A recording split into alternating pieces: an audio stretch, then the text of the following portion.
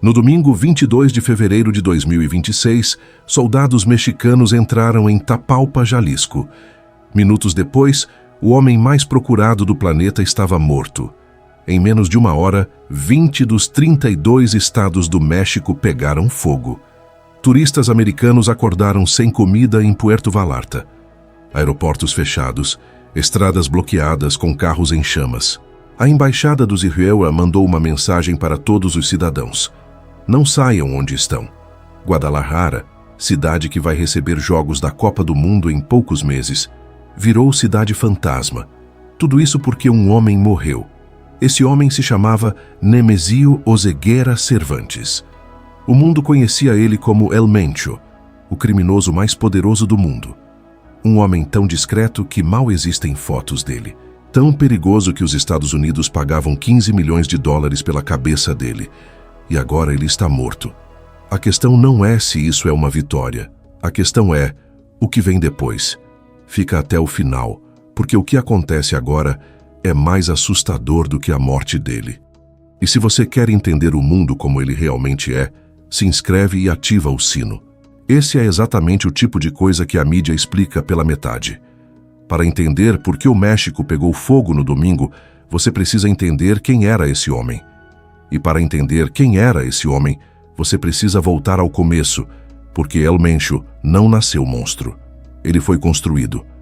Nemesio Oseguera Cervantes nasceu em julho de 1966, numa região chamada Tierra Caliente, no estado de Michoacán. O nome já diz tudo: Terra Quente. Uma das regiões mais pobres, mais violentas e mais esquecidas do México. Um lugar onde o Estado nunca chegou de verdade, mas o crime organizado sempre esteve presente.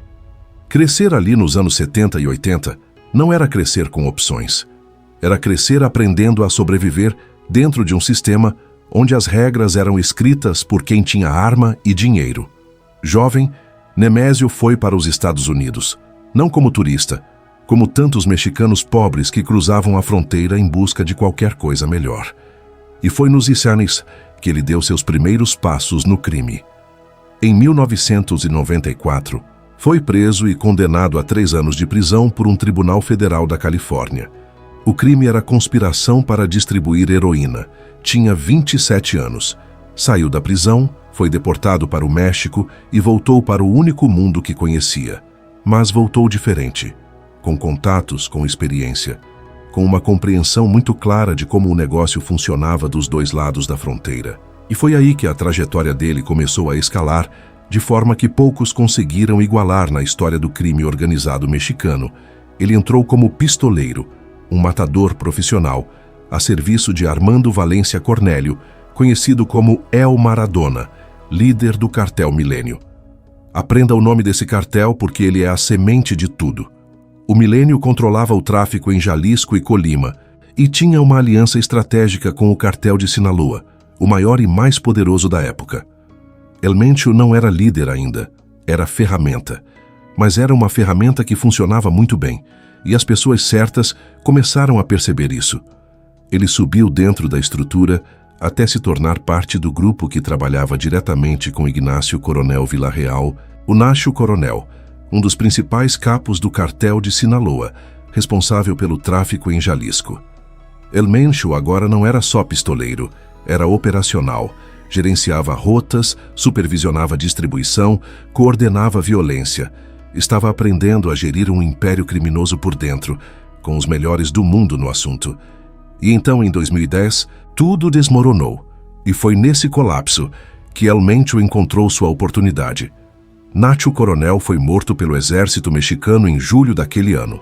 Meses depois, Oscar Orlando Nava Valencia, o líder do cartel Milênio, foi capturado. A estrutura que sustentava o poder em Jalisco implodiu. O Milênio se fragmentou em 2 facções rivais que começaram a se destruir mutuamente. Era o caos. Para a maioria, caos significa perigo. Para El Mencho, caos significava vacância de poder.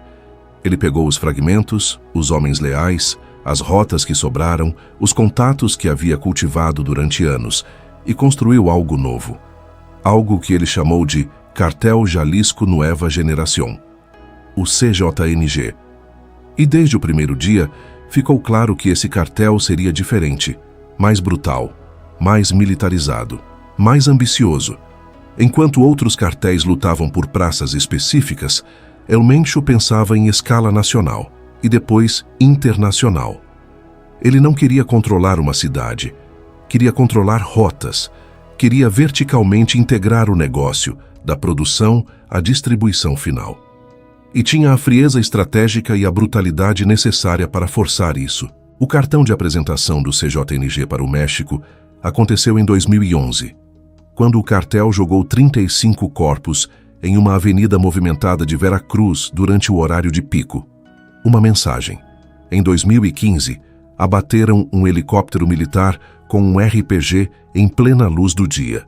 Um nível de ousadia que o país não via há décadas. Em 2020, tentaram assassinar o chefe de segurança da cidade do México, numa emboscada com dezenas de atiradores e veículos blindados. El Mencho não jogava no escuro. Ele jogava às claras, de propósito, para que todos soubessem quem tinha poder. Mas o que tornava ele realmente diferente dos outros grandes nomes do narcotráfico mexicano não era só a violência, era o anonimato. El Chapo dava entrevistas para diretores de Hollywood, aparecia em fotos, tinha uma narrativa pública. El Mencho era o oposto absoluto. Em décadas de liderança, surgiram pouquíssimas fotografias dele. Nenhuma entrevista, nenhuma aparição confirmada.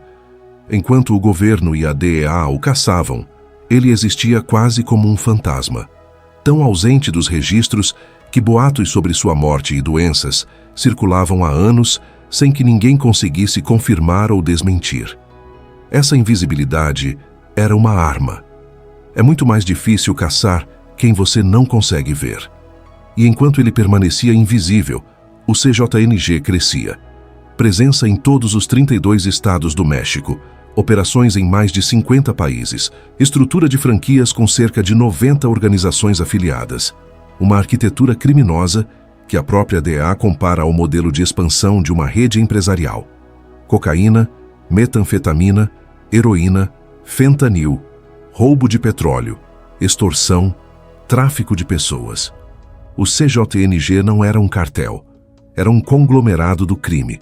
Os Estados Unidos chegaram a colocar 15 milhões de dólares pela cabeça dele, uma das maiores recompensas já oferecidas por um fugitivo na história americana. Em 2025, o governo americano foi além e designou o CJNG como organização terrorista estrangeira. Não cartel, não organização criminosa terrorista, o mesmo enquadramento usado para o Estado Islâmico. Essa é a medida do que El Mencho construiu. Um homem que saiu de uma prisão californiana nos anos 90, sem dinheiro e sem poder, e construiu o que muitos analistas consideram a organização criminosa mais poderosa e expansionista do século XXI. O sistema o criou, a pobreza de Michoacán, a fronteira permeável, os cartéis que o treinaram, a corrupção que o protegeu. E então ele usou tudo isso para construir algo que o próprio sistema não conseguia mais controlar. Para entender a escala do que El Mencho construiu, você precisa parar de pensar no CJNG como um cartel. Cartel é uma palavra que remete a gangues, a territórios, a disputas de rua. O CJNG era outra coisa. Era uma corporação multinacional do crime, com divisões, franquias, logística global e uma capacidade militar que envergonhava as forças de segurança de países inteiros. A DEA não usava a palavra cartel internamente para descrevê-los, usava a palavra empresa. E essa distinção importa muito para entender o que acontece agora com a morte do seu fundador. A estrutura era montada como uma rede de franquias, cerca de 90 organizações afiliadas espalhadas pelo México e pelo mundo. Cada uma operava com relativa autonomia, mas pagava, respondia e se alinhava ao centro. Isso significava que, mesmo com pressão intensa do governo sobre o núcleo duro, as pontas continuavam funcionando. Era um design deliberado de resiliência. Se você corta uma franquia, as outras continuam abertas. E foi exatamente essa arquitetura que permitiu ao CJNG crescer mesmo nos momentos em que o governo acreditava estar apertando o cerco. Em termos territoriais, o CJNG tinha presença confirmada em todos os 32 estados do México, não só rotas de passagem, mas estruturas locais, aliados políticos, policiais comprados, prefeitos intimidados. Em alguns estados como Jalisco, Colima e Guanajuato, o controle era tão profundo que o cartel funcionava como um governo paralelo.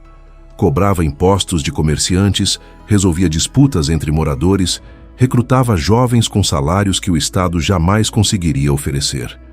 Internacionalmente operavam em mais de 50 países: Europa, Ásia, América do Sul, África. Não como coadjuvantes, mas como fornecedores primários. O portfólio de negócios era vertical e diversificado. Cocaína comprada na Colômbia e revendida para o Zeuatia e Europa. Metanfetamina produzida em laboratórios próprios no México, com precursores químicos importados da China. Fentanil, a droga que matou mais americanos nos últimos anos do que qualquer guerra.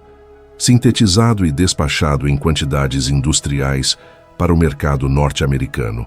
Além das drogas, roubo de petróleo diretamente dos dutos da Pemex, extorsão sistemática de empresas e agricultores, tráfico de pessoas através da fronteira e lavagem de dinheiro através de uma rede de negócios legais que ia de fazendas a empresas de construção.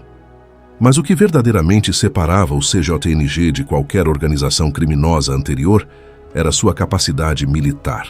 Eles não tinham pistoleiros, tinham soldados, treinados, equipados com armamento de guerra, organizados em unidades táticas. Usavam coletes balísticos, rifles de assalto, veículos blindados improvisados, os chamados monstros, e foram pioneiros no uso de drones armados com explosivos contra alvos militares, algo que até então era associado a conflitos convencionais entre países, não a cartéis. Em 2015, derrubaram um helicóptero do exército com um RPG. Em 2020, montaram uma emboscada contra o chefe de segurança da Cidade do México, com um nível de coordenação e firepower que chocou especialistas em segurança do mundo inteiro. Não era violência impulsiva, era operação militar planejada. Essa militarização tinha um propósito claro: tornar o custo de combatê-los alto demais. E funcionou por anos. Municípios inteiros no México recusavam operações contra o CJNG porque sabiam o que viria depois. Retaliação desproporcional, funcionários assassinados, famílias ameaçadas. O medo era uma ferramenta de gestão tão importante quanto o dinheiro. E El Mencho entendia isso melhor do que qualquer outro líder criminoso de sua geração. O CJNG não precisava vencer todas as batalhas. Precisava que ninguém quisesse travar batalhas com eles. A morte de El Mencho não foi um acidente. Foi o resultado de anos de inteligência acumulada, infiltração paciente e uma janela de oportunidade que o governo mexicano, com apoio direto dos Estados Unidos, decidiu não desperdiçar. Por mais de uma década, El Mencho foi considerado o fugitivo mais difícil de localizar no mundo do crime organizado. Não porque faltassem recursos para encontrá-lo, mas porque ele havia construído em torno de si uma arquitetura de proteção quase impossível de penetrar. Vivia em esconderijos constantemente trocados. Não usava celular. Comunicava-se por intermediários de confiança, em camadas. Uma pessoa falava com outra, que falava com outra, que levava a mensagem a ele. Nunca aparecia em público. Nunca se reunia com pessoas que não fossem do círculo absolutamente mais fechado. Era, na prática, um fantasma com exército próprio. O que quebrou essa proteção foi algo que quebra quase todas as grandes operações de captura na história do crime: uma pessoa de dentro. Segundo o general Ricardo Trevilla, secretário de Defesa do México, a investigação chegou até El Mencho através de um homem de confiança de uma de suas amantes. Não foi tecnologia sofisticada que abriu a porta. Foi a vulnerabilidade humana, a mesma que derrubou El Chapo, a mesma que derrubou Pablo Escobar. Em algum momento, alguém próximo decidiu que valia a pena falar. E esse alguém tinha acesso ao esconderijo.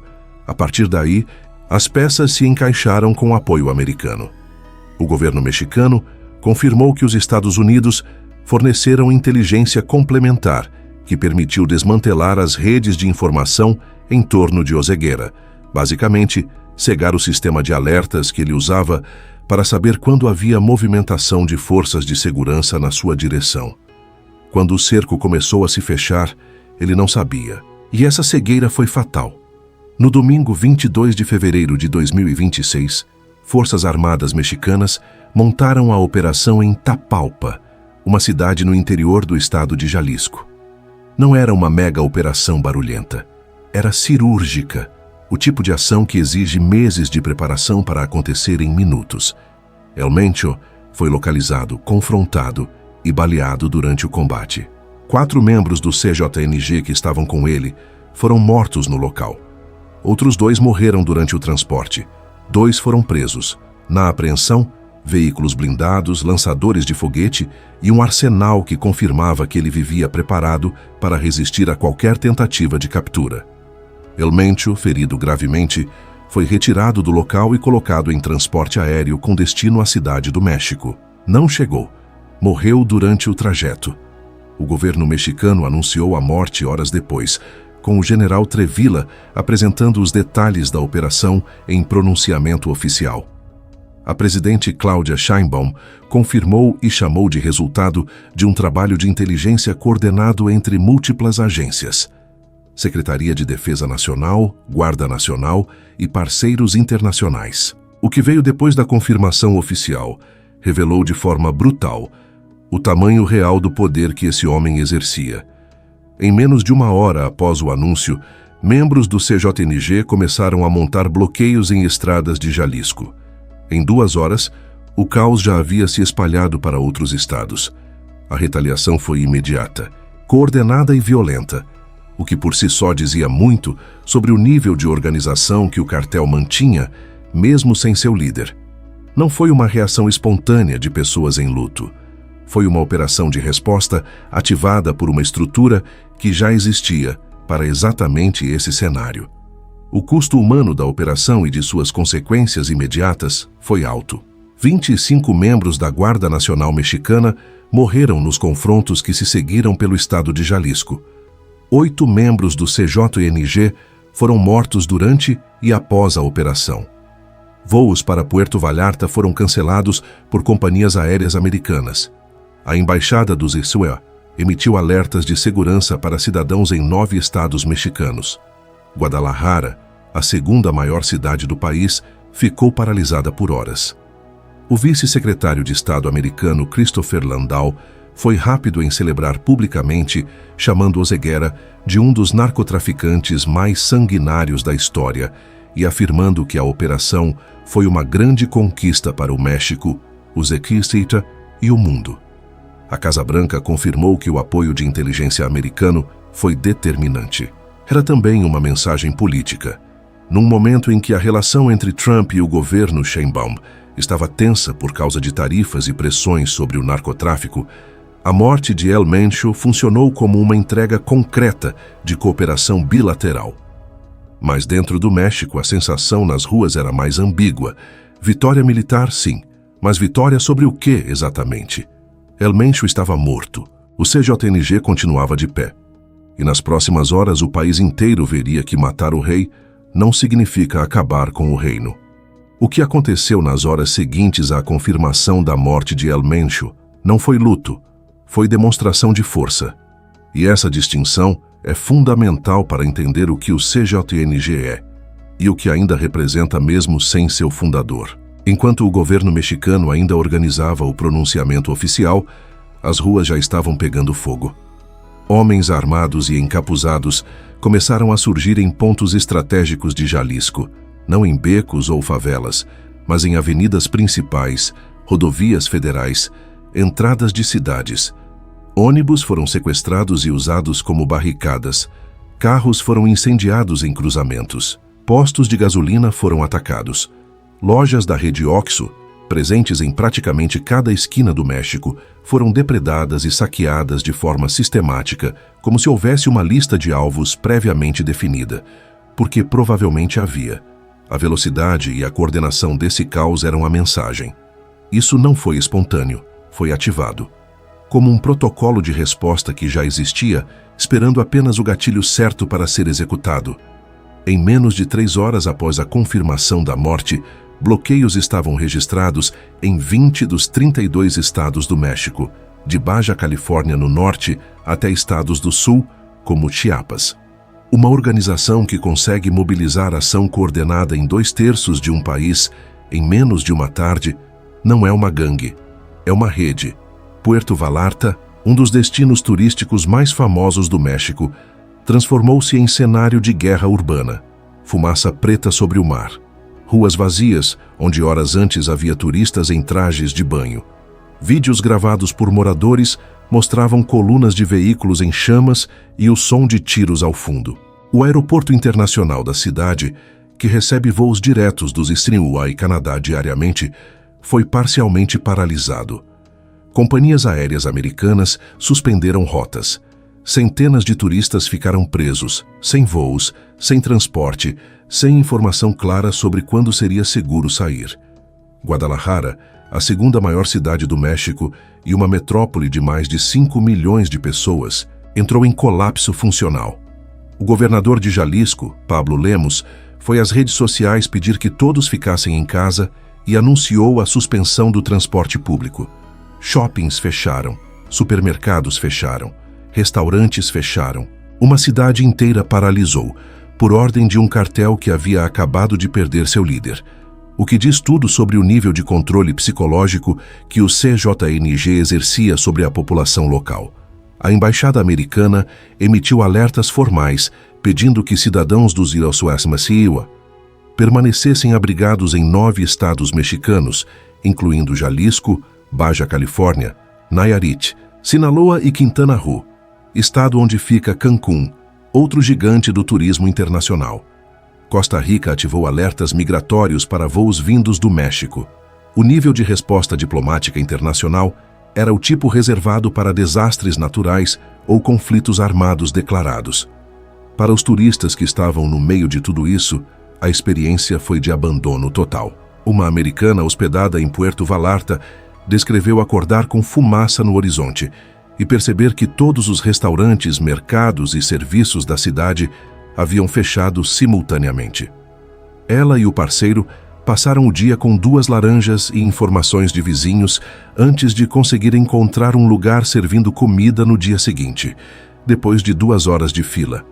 Não era uma história isolada. Eram centenas de relatos similares, vindo de diferentes cidades ao mesmo tempo. O governo mexicano respondeu com velocidade. 2.500 militares foram deslocados para Jalisco e estados vizinhos. A presidente Sheinbaum foi a público afirmar que a normalidade estava sendo restabelecida e que paz e segurança eram a prioridade absoluta. Até o dia seguinte, já 83% dos bloqueios em Jalisco haviam sido removidos pelas forças de segurança. A cidade voltou a funcionar gradualmente. Os voos retomaram. Os turistas saíram. Mas o que ficou não era tranquilidade. Era uma pergunta que ninguém conseguia responder com segurança. Se isso foi a resposta imediata à morte do líder, o que vem quando a disputa pelo trono começar de verdade? Essa é a parte que os governos não gostam de responder e que a mídia raramente aprofunda. Matar El Mencho foi tecnicamente uma vitória, mas vitória em guerra não é o mesmo que vitória na paz. E o que os dados históricos mostram, com uma consistência desconfortável, é que eliminar o líder de um cartel poderoso quase nunca resulta em menos violência. Quase sempre resulta em mais. O padrão se repete. El Chapo foi preso em 2016. O que veio depois foi uma guerra civil dentro do próprio cartel de Sinaloa, que ainda não terminou. Los Chapitos contra La Maíza, cidades inteiras no México vivendo sob toque de recolher imposto por facções, milhares de mortos. Arturo Beltrán Leiva foi morto em 2009. Seu cartel explodiu em fragmentos que contaminaram o crime organizado de vários estados por anos. A lição aprendida repetidas vezes é sempre a mesma. Quando você remove o centro de gravidade de uma organização criminosa sem destruir sua infraestrutura, você não acaba com o poder. Você o dispersa. E poder disperso é poder mais difícil de combater e mais letal para a população comum. O problema específico do CJNG é que El Mencho não deixou um sucessor claro. Seu filho, El Menchito, está cumprindo prisão perpétua nos Emissariats. Seu irmão está preso. Sua filha está presa. Os principais membros da família que construíram o cartel ao lado dele foram sendo sistematicamente retirados do tabuleiro nos últimos anos. O que sobrou são líderes regionais, competentes, violentos, ambiciosos, mas sem a autoridade moral e histórica para unificar 90 organizações afiliadas em torno de um único nome. Os candidatos mais citados por analistas e pela inteligência americana são pelo menos 4 figuras: Ricardo Ruiz Velasco, o WR, Audias Flores, o Jardineiro, Hugo Mendoza Gaitán, o Sapo, e Juan Carlos Valencia González, o Pelón, e Rastro de El Mencho. Cada um com base regional, cada um com homens leais, cada um com razões para acreditar que merece o trono. Quando 4 pessoas acreditam que merecem o mesmo trono, o resultado histórico é sempre o mesmo: guerra. Essa guerra interna, se acontecer, não vai parecer uma guerra. Vai parecer um aumento inexplicável de homicídios em Jalisco, Colima e Guanajuato. Vai parecer corpos encontrados com recados. Vai parecer chacinas em cidades que nunca estiveram no noticiário. A população civil vai pagar o preço de uma disputa corporativa entre criminosos que ela nunca escolheu ter como vizinhos. Existe ainda um segundo cenário igualmente preocupante: a fragmentação total. O CJNG foi construído em torno de uma figura central com autoridade absoluta. Sem essa figura, as 90 organizações afiliadas podem simplesmente parar de se reconhecer como parte de um mesmo conjunto. Cada uma vira independente.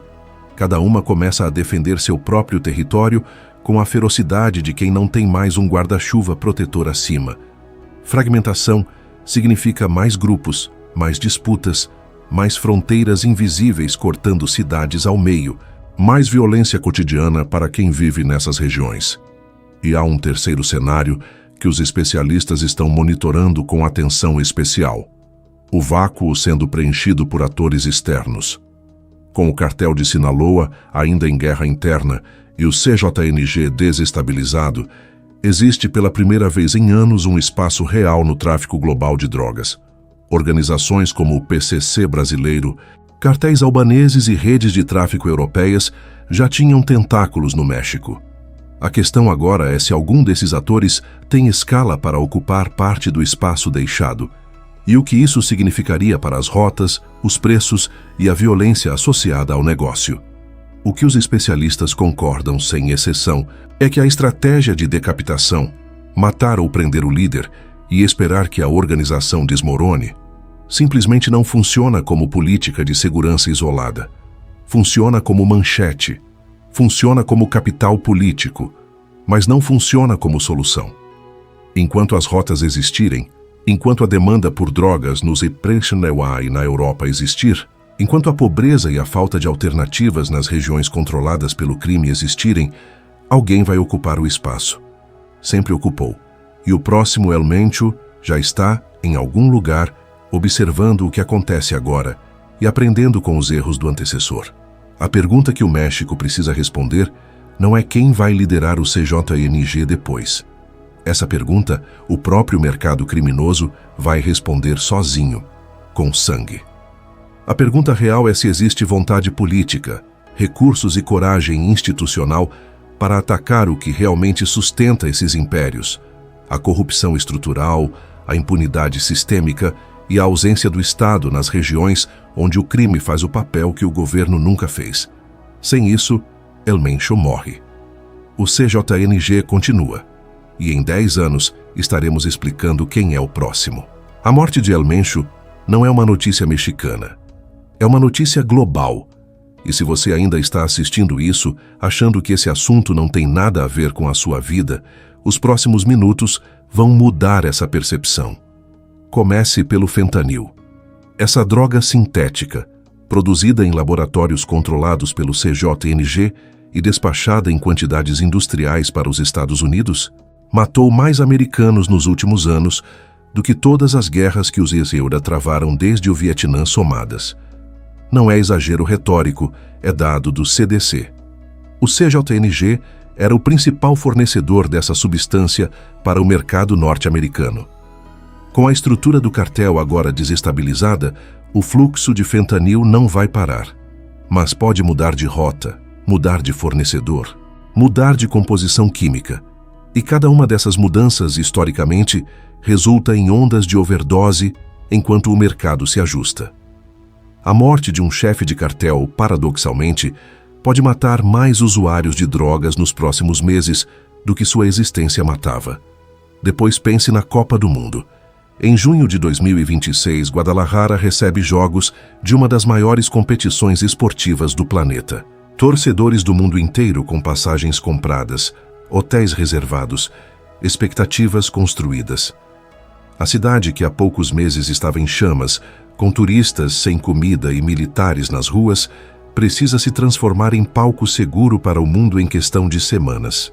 Esse é um prazo que qualquer analista de segurança descreveria como extremamente apertado, especialmente se a guerra de sucessão dentro do CJNG se intensificar nos próximos meses, como os padrões históricos sugerem que vai. Para a América Latina, o impacto é igualmente concreto. Equador, que já registrou recordes históricos de homicídios em 2025, dependia de rotas e acordos estruturados com o CJNG para o tráfico de cocaína que passa pelo Pacífico. Com o cartel em transição, esses acordos estão suspensos no ar. Grupos locais vão disputar o espaço. Colômbia, que produz a cocaína que o CJNG distribuía globalmente, enfrenta a mesma incerteza: novos compradores, novas negociações, novo potencial de conflito nas regiões produtoras. E no centro de tudo isso está uma tensão geopolítica, que a morte de El Mencho escancarou. Os Estados Unidos forneceram a inteligência que tornou a operação possível. Num momento em que Trump pressionava o México publicamente sobre narcotráfico e ameaçava com tarifas e designações de terrorismo, a entrega da cabeça de El Mencho funciona como moeda de troca diplomática. O que parece cooperação também é negociação. E o que vem depois dessa negociação, quais exigências os EUAIDA vão fazer, quais concessões o México vai oferecer, vai desenhar a política de segurança de toda a região nos próximos anos. A morte de um homem em Tapalpa, Jalisco, tem consequências que chegam até Brasília, Bogotá, Quito e Washington. O mundo deveria estar prestando atenção. El Mencho está morto. O CJNG continua de pé. O fentanil continua cruzando a fronteira. A pobreza que cria novos El Menchos continua intacta. E em algum lugar no México, alguém que você nunca ouviu falar está prestes a se tornar o nome mais perigoso do mundo. Essa é a realidade que os governos não querem que você processe com calma. É muito mais conveniente transformar a morte de um homem em vitória definitiva, passar para a próxima manchete e deixar que o ciclo recomece silenciosamente. Mas o ciclo não para. Nunca parou. Desde El Padrino nos anos 80, passando por Pablo Escobar, El Chapo e agora El Mencho. Cada vez que o mundo celebra a queda de um rei do crime, o trono já está sendo disputado. A questão nunca foi quem está no poder. A questão sempre foi o sistema que torna esse poder possível, e esse sistema está intacto. Se esse conteúdo abriu sua cabeça para algo que a mídia convencional não te contou, compartilha com alguém que precisa entender o mundo como ele realmente é. Se inscreve no canal e ativa o sino, porque toda semana tem um assunto desse nível, esperando para ser destrinchado aqui.